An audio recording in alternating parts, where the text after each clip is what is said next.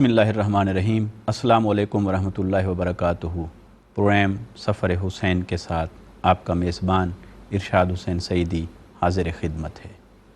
इमाम अली मुकाम रज़ियल्लाहु ताला अन्हु के सफ़र हयात पर हमारा ये प्रोग्राम आपने समात किया। बचपन, शबाब, जवानी, आपकी खिदमत, फिर वो मरहला, कठिन मरहला ज़िंदगी का जब आप अपनी आखिरी मंजिल की तरफ रवां दवां होते हैं, आपने इसी प्रोग्राम के ज़रिए समात किया। इमाम अली मुकाम रज़ियल्लाहु ताला अन्हु शराफ़ के मुकाम पर पहुँच चुके हैं और हुर के साथ आपकी मुलाकात होती है।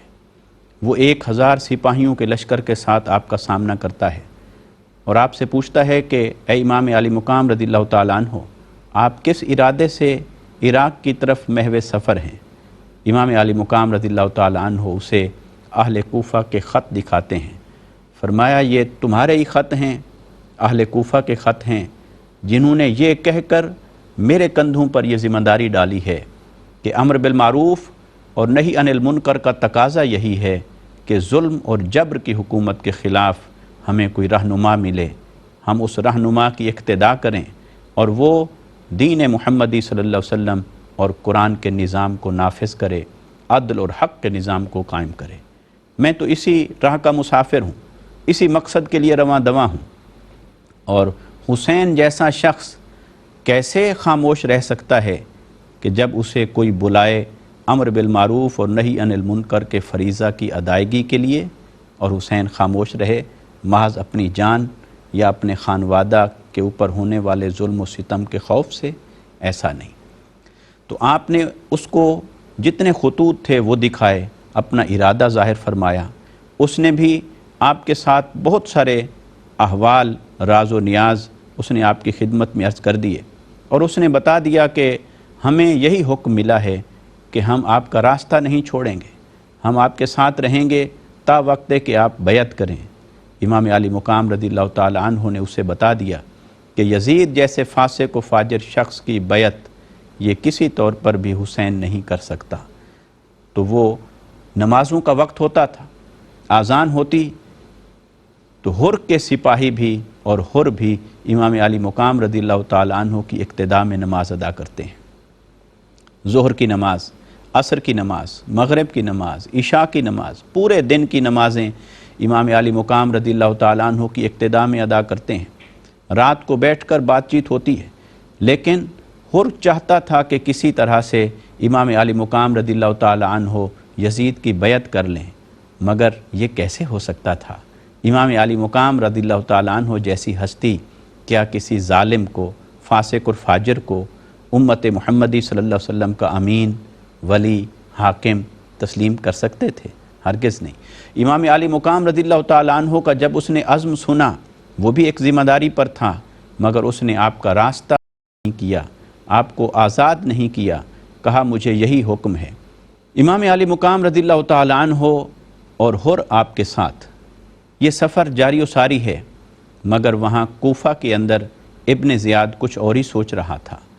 उसने इब्न साद को 4000 का लश्कर देकर भेजा और कहा कि हमें यही हुक्म है कि हम हर हाल में सख्ती करेंगे और हुसैन इब्न अली को मजबूर करेंगे कि वो यज़ीद की बैत करें और उन्हें वाज़ेह पैगाम दे दीजिए कि या वो बैत करें या जंग के लिए तैयार हो जाएं, और उनके बैत करने के बाद हम सोचेंगे कि उनका क्या फ़ैसला करना है। तो जब इब्न साद 4000 का लश्कर लेके पहुंचता है, हुर पहले से 1000 सिपाहियों के साथ मौजूद है और ये काफ़िला फिर मुहर्रमुल हराम के इन मुबारक दिनों में करबला के मुकाम पर पहुंचता है। इब्न साद भी आपके साथ मुज़ाकरात करता है, मगर आप फिर वही जवाब देते हैं। इराक़ किस मकसद के लिए तशरीफ़ लाए?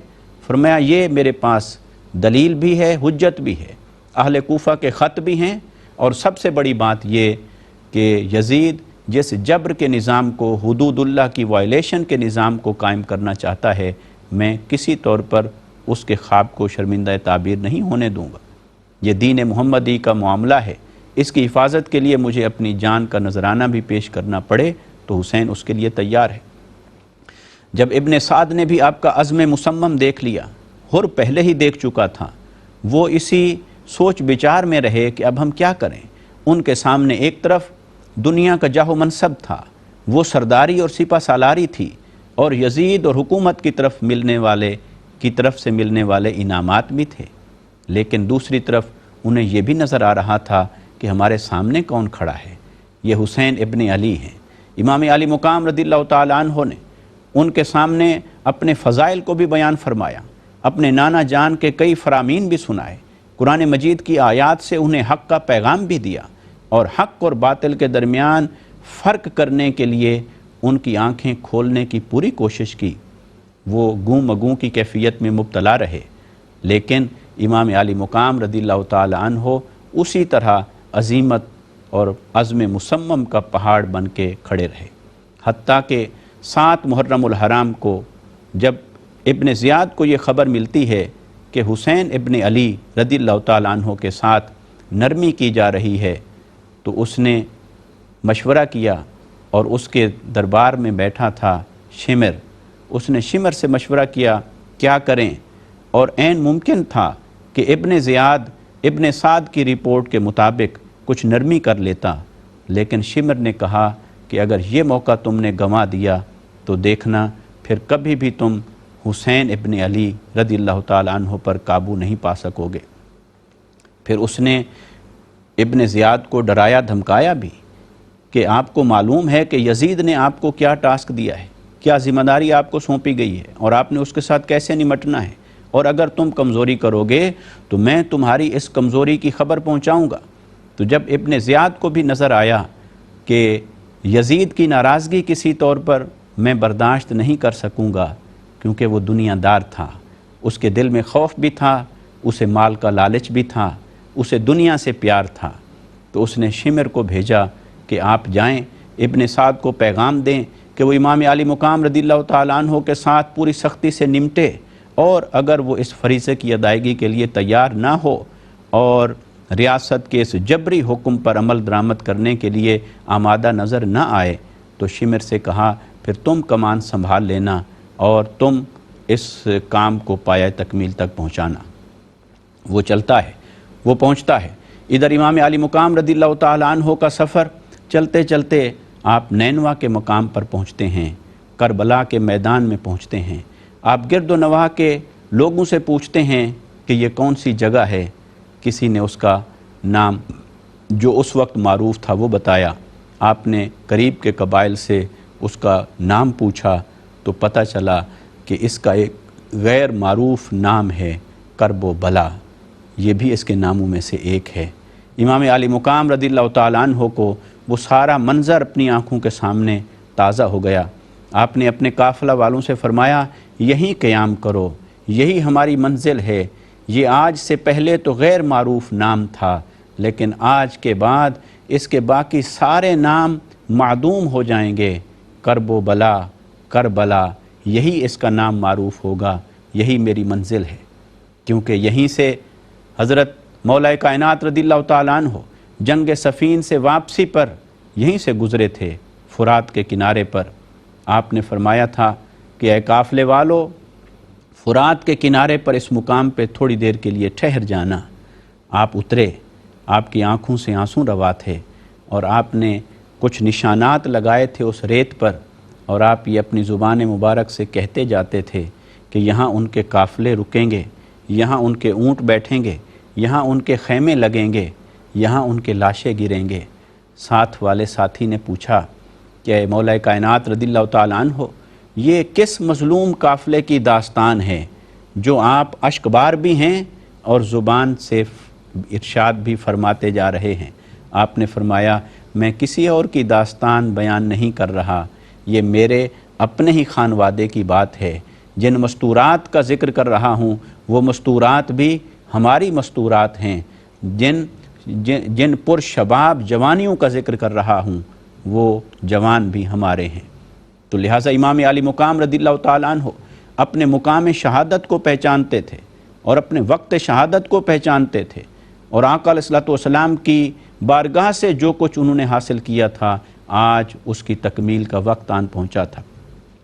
جب 9 محرم الحرام ہو گئی، پانی بھی بند ہے، سختی بھی بڑھ گئی ہے، شمر بھی پہنچ گیا ہے، وہ ابن سعد کے ساتھ بات چیت کر رہا ہے، کہ دیکھو اگر تم آگے نہیں بڑھتے تو میں آگے بڑھوں گا، حتیٰ کہ میرے امام علی مقام رضی اللہ تعالیٰ عنہ نے اتمام حجت بھی فرما لیا، لیکن جنگ کے لیے تبل بج چکا تھا۔ ابن سعد بالآخر اس بدبختی کے لیے تیار ہو گیا تھا، اپنی جہنم خریدنے کے لیے آمادہ ہو چکا تھا۔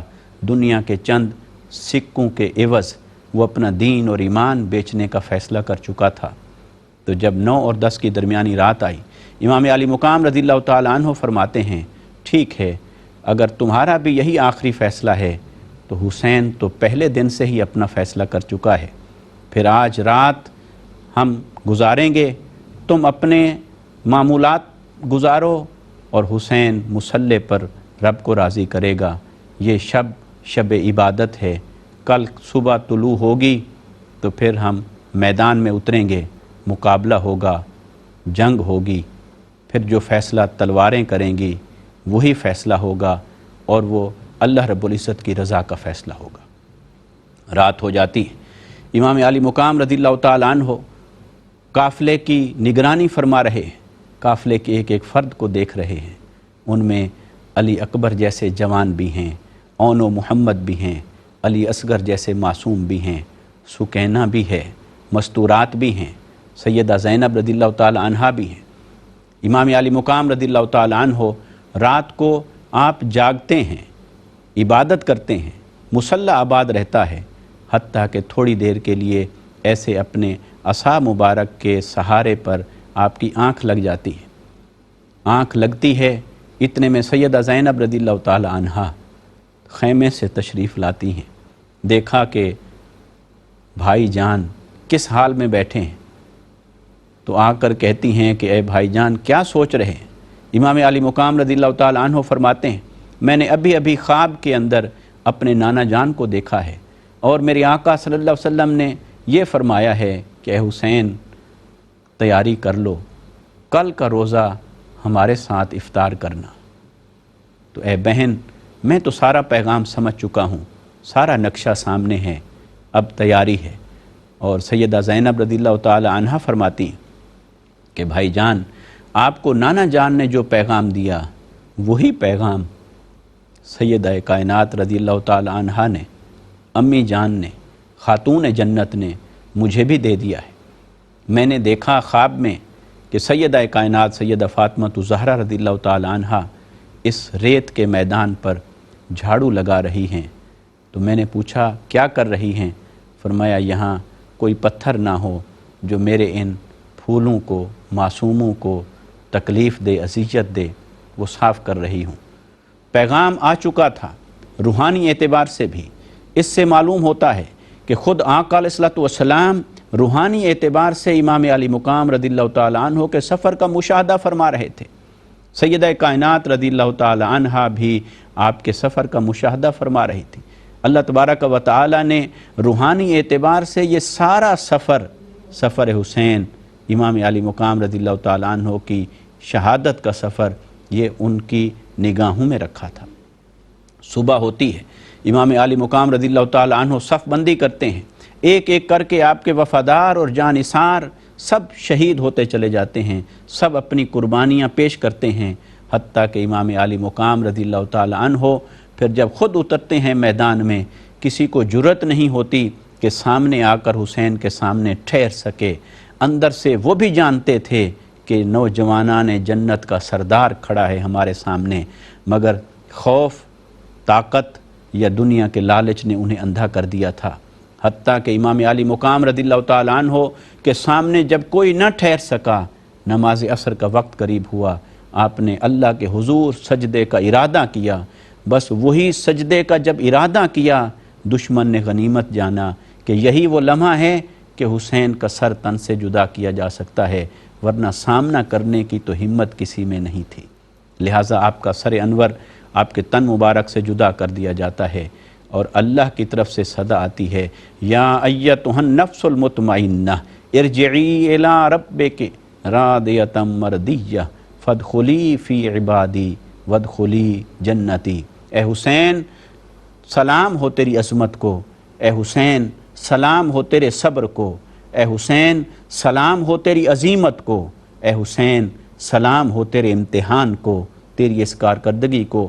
تو نے حق کی خاطر باطل کو یوں للکارا کہ قیامت تک آنے والے اہل حق کے لیے نشان بن گئے، نمونہ کامل بن گئے۔ اے حسین تجھے سلام، تیری شہادت کو سلام، اب آ پلٹ آ، تیرا رب تیرے لیے منتظر ہے، جنت کی نعمتیں تیرے لیے منتظر ہیں، خود پیارے مصطفیٰ صلی اللہ علیہ وسلم کی روح مبارک تیرے استقبال کے لیے منتظر ہے، حضرت مولا کائنات رضی اللہ تعالیٰ عنہ کی روح مبارک منتظر ہے، سیدہ کائنات رضی اللہ تعالیٰ عنہا منتظر ہیں۔ یوں امام علی مقام رضی اللہ تعالیٰ عنہ اپنے اس سفر کو مکمل فرماتے ہیں، اور بچپن سے لے کر شہادت تک آپ نے وہ زندگی گزاری کہ جیسی زندگی کوئی نہ گزار سکا۔ آپ نے عظیمت کا وہ مسافر ہونا ثابت فرمایا کہ وہ عظیمت کی راہ کو کوئی چھو بھی نہ سکا۔ اے حسین تیری عظمتوں کو سلام، اے حسین تیری عظمتوں کو سلام۔ پروگرام سفر حسین کے ساتھ اپنے میزبان ارشاد حسین سعیدی کو اجازت دیجیے۔ اللہ حافظ۔ السلام علیکم ورحمۃ اللہ وبرکاتہ۔